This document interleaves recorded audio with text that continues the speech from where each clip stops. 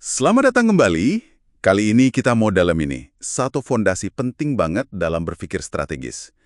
Sumbernya langsung dari buku klasik Kenichi Ohmae, The Mind of the Strategist. Kita fokus ke bab pertamanya. Analisis. Titik awal. Kenapa sih langkah pertama ini kok dibilang krusial banget? Betul. Kita bakal lihat nih, gimana Ohmae itu memandang analisis. Bukan cuma sekedar, yaudah tugas awal gitu, tapi lebih sebagai, cara berpikir mendasar buat mengurai keruwetan. Misi kita hari ini, pahami kenapa sih mecah masalah jadi kecil-kecil itu kunci. Sebelum kita bisa bikin strategi yang, benar-benar jitu. Oke, jadi strategi hebat itu bukan hasil simsalabim ya. Semua mulanya dari sini nih. Dari kemampuan melihat lebih dalam. Oke, ayo kita mulai bedah. Mike kan bilang analisis itu intinya membedah masalah atau situasi jadi bagian-bagian kecilnya ya. Tujuannya apa sih sebenarnya? Tujuannya itu ya buat memahami bobot atau arti penting tiap bagian itu loh, sebelum kita coba nyusun lagi demi keuntungan maksimal. Ingat nggak contoh perjalanan ke Iseshima yang Om Mai ceritain? Analisis itu kayak Anda nggak cuma terima aja brosur wisatanya. Iya ya. Tapi kita nilai sendiri gitu ya. Ini beneran sepadan apa enggak? Nah, persis. Ini soal mengganti penerimaan pasif jadi penilaian aktif, mandiri. Oke. Jadi mirip kayak di bisnis atau bahkan katakanlah medan perang ya. Tujuannya sama. Ciptakan kondisi paling oke buat kita. Dan analisis itu langkah pertamanya. Omai juga nyinggung soal fleksibilitas intelektual kan ya, kemampuan nyesuaiin diri gitu. Itu gimana kaitannya? Nah, itu dia. Keduanya jalan bareng.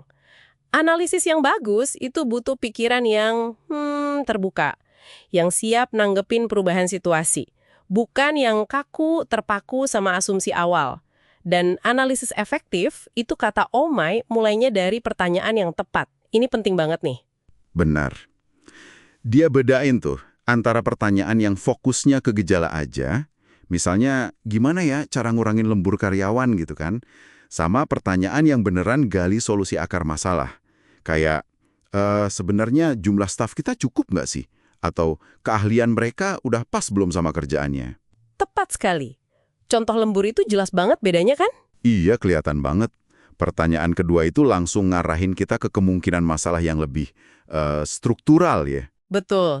Pertanyaan yang berorientasi solusi itu mendorong kita mikir objektif, keluar dari perdebatan yang mungkin emosional gitu. Yang menarik nih, kata Omai, beberapa pertanyaan beda yang dirumuskan dengan baik itu bisa nuntun kita ke akar masalah yang sama loh, asalkan yaitu tadi analisisnya cermat. Intinya, ngerucutin fokus ke isu paling penting dengan cara ngamatin fenomena secara teliti. Oke. Tapi kan kadang akar masalahnya nggak langsung kelihatan jelas gitu ya. Gimana kalau situasinya lebih ruwet nih? Nah, disinilah Omai ngenalin alat bantu. Namanya diagram isu atau issue diagram. Bayangin aja ini kayak pohon keputusan atau alur logika detektif gitu. Anda mulai dari masalah utamanya nih. Misalnya, biaya produk A kok tinggi banget ya? Oke, masalah utama. Terus? Terus Anda bikin cabang pertanyaan, kenapa tinggi? Apa karena desainnya? Atau harga materialnya? Atau jangan-jangan proses produksinya? Nah, dari situ gali terus lebih dalam di tiap cabang, sampai ketemu penyebab yang bisa diapa-apain gitu. Oh, jadi kayak peta buat nelusuri akar masalah gitu ya? Menarik. Tapi analisis ini kan nggak bisa berdiri sendiri ya. Maksud saya, gimana kita tahu kalau biaya tinggi itu emang masalah kalau nggak dibandingin sama yang lain? Poin bagus banget. Analisis itu butuh konteks pasar. Kita balik lagi ke contoh produk A tadi ya. Sebelum kita mikir mau ubah desain, ya kita perlu bedah dulu produk kita. Terus bandingin detail sama produk pesaing. Omai nyebutnya analisis tear down. Bener-bener bongkar produk lawan buat dipelajari. Dibongkar ya? Oke. Iya, teknik kayak value analysis yang nanya nilai fungsi komponen ini apa sih, atau value engineering yang desain nilai dari awal, itu cuma berguna kalau kita paham posisi kita di pasar gimana. Bahkan ada pendekatan ekstrim kayak zero-based production, ala Honda Civic dulu. Itu mereka ngerancang ulang dari nol dengan target biaya yang agresif banget. Wah, oke. Tadi kan diagram isu lebih fokus ke masalah spesifik kayak biaya ya. Nah, gimana kalau masalahnya lebih umum? Misalnya, profitabilitas produk ini kok rendah ya? Keluarin kerangka lain. namanya diagram laba atau profit diagram. Ini mecah masalah profitabilitas jadi 3 elemen dasar. Harga jual, P, biaya, C, sama volume penjualan, V. Pertanyaan awalnya kan gimana cara naikin laba produk A? Iya. Terus diurai lagi. Apa kita bisa naikin harga jualnya? Atau neken biayanya?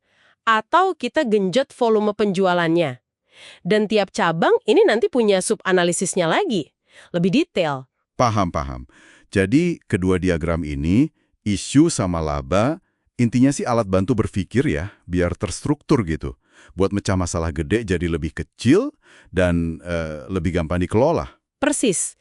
Dan keduanya ini sangat bergantung sama data pasar yang akurat, plus analisis yang mendalam. Mulai dari apa sih maunya konsumen, seberapa sensitif mereka sama harga, sampai gimana jalur distribusi kita bekerja. Ini negesin lagi, pentingnya kita benar-benar paham pelanggan dan dinamika pasar. Kalau enggak, ya analisisnya bisa salah arah. Intinya tuh kayak diagnosis dokter lah. Cari penyebab penyakitnya, jangan cuma ngobatin gejalanya aja. Oke. Jadi, apa nih artinya semua ini buat Anda yang lagi dengerin? Bab pertama dari Omae ini benar-benar negasin ya. Pemikiran strategis yang tajam itu akarnya ada di analisis. Analisis yang terstruktur dan mendalam. Kemampuan buat membedah masalah, nanya dengan tepat, pakai kerangka pikir kayak diagram isu dan laba tadi, ini tuh bukan sekedar latihan akademis loh. Tapi fondasi biar kita bisa lihat peluang dan ancaman dengan kacamata baru. Betul. Dan sebagai penutup nih, ada satu hal buat Anda renungkan. Omae kan bilang analisis itu titik awal. Nah, kalau analisis bantu kita paham apa yang terjadi dan kenapa, terus pola pikir macam apa ya yang mungkin butuh intuisi atau kreativitas seperti yang disinggung di bagian lain bukunya yang kita perlukan. Pola pikir untuk melompat dari pemahaman itu ke keputusan tindakan yang berani. Tindakan yang bisa menghasilkan terobosan strategis yang sesungguhnya. Gimana tuh?